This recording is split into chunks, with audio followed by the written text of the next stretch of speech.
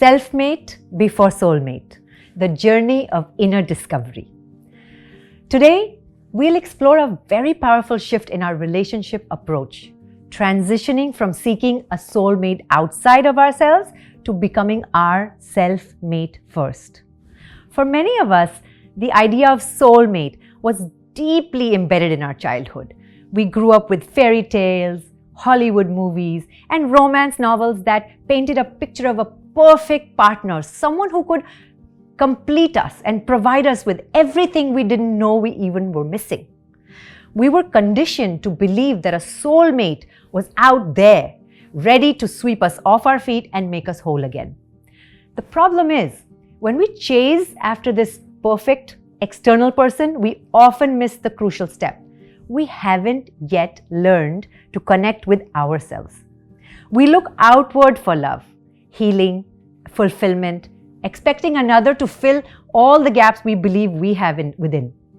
But the truth is, we already have what we seek. We are the source of love, joy, and abundance. Think about it. When we don't know ourselves, when we haven't done the inner work, we go into relationships expecting others to fix us. We project our fantasies and desires onto them, and if they don't meet these expectations, we feel disappointed, unfulfilled, and even rejected. So the first question we need to ask ourselves is, are we ready to stop searching for someone else to complete us and instead become our own source of love and validation? Here's a foundational truth. We must connect with our soul before we know how to recognize our soul mate. Only when we know and love ourselves can we attract and build a healthy relationship with another person. Dr. Shefali Sabari, a renowned psychologist and author, says we must know ourselves to be authentic, or we will be our false selves in false relationships. This journey starts within. We need to know our likes, our dislikes, our strengths, our weaknesses, and even our shadow side, the parts of us we often avoid confronting. This isn't an easy process. It can be uncomfortable and confronting, but it's the only way, facing our pain, releasing old wounds, and understanding our triggers, that we can become free. Practices like meditation, coaching, and breathwork can help guide us on this journey of self-awareness and self-acceptance. When we begin this inner work, we have to stop seeking validation from others. We realize that we are already whole. We stop searching for that someone to fix us and start nurturing our growth. This is when we attract people who align with us, not based on need, but mutual respect, authenticity, and love. Let me give you a real-world example. I worked with a client who had been through many failed relationships. She was searching for a soulmate who could meet all her needs. When I asked her what qualities she was looking for, she had a big list. She wanted passionate, lover, best friend, understanding, good-looking, honest, intelligent, forgiving, patient, and the list went on. When I questioned her as to how many of these qualities she embodied herself, she went silent. With the coaching and practices, she realized that she had been looking for a fantasy version of herself in others without doing the inner work. As a result of investing time in coaching and self-reflection, she began to make powerful shifts in her life. Instead of seeking someone to meet her needs, she focused on meeting her own. She took up dance classes, started meditating, spent more time with friends who accepted her for who she was. Through this journey of self-love, she set healthy boundaries, realigned her values, raised her vibration, and began attracting people who resonated with her authentic self. This leads us to a crucial question. Are we ready to become our self-mate before we look outside for a soulmate? Take a moment to reflect on these questions. What makes your heart sing and your soul soar? What makes your spirit shrink and contract? How do you spend intimate time with yourself? What are your values, standards, and non-negotiables? What triggers your insecurities and fears? When we answer these questions, we start to see where we need to grow and what we need to do to heal ourselves. Through awareness enhanced by meditation and solitude, we can move out of these unhealthy patterns to raise our standards and develop healthy boundaries that help us show up as the best versions of ourselves, not for others, but for ourselves. As we grow into a higher version of ourselves, we can show up more authentically for ourselves. Let's look at another example.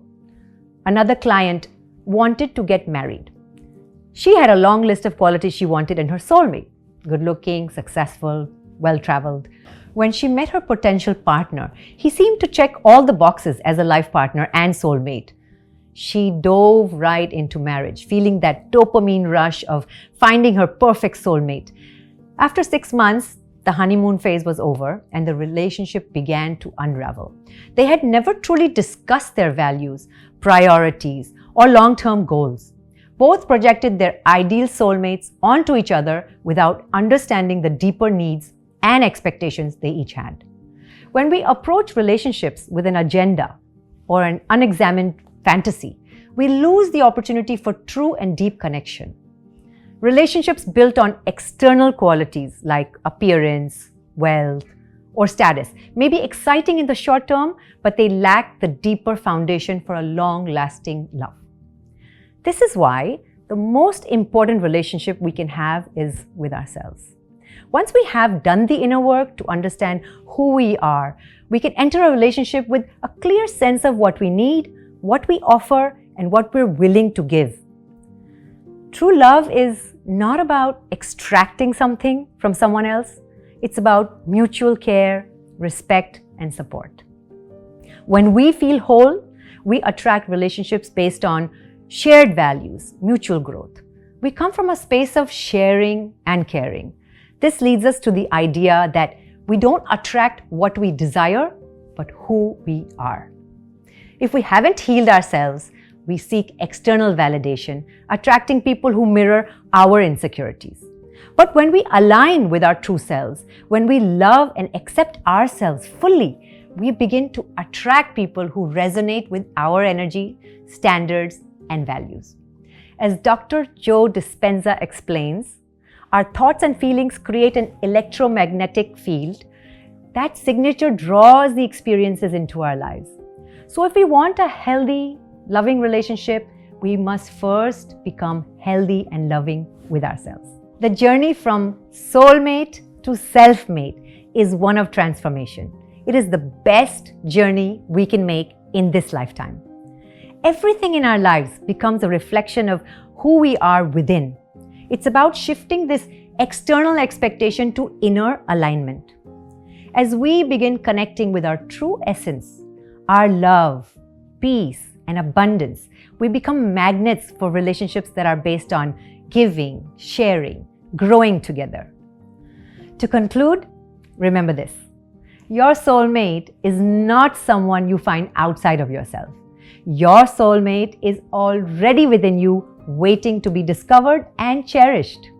When you learn to accept, love, and nurture yourself, you blossom into that best version of yourself. You are your best cheerleader and soulmate. Feeling whole and authentic from within, you can form relationships based on love, mutual respect, and growth. So let's ask ourselves, am I ready to meet the most important person in my life? Me.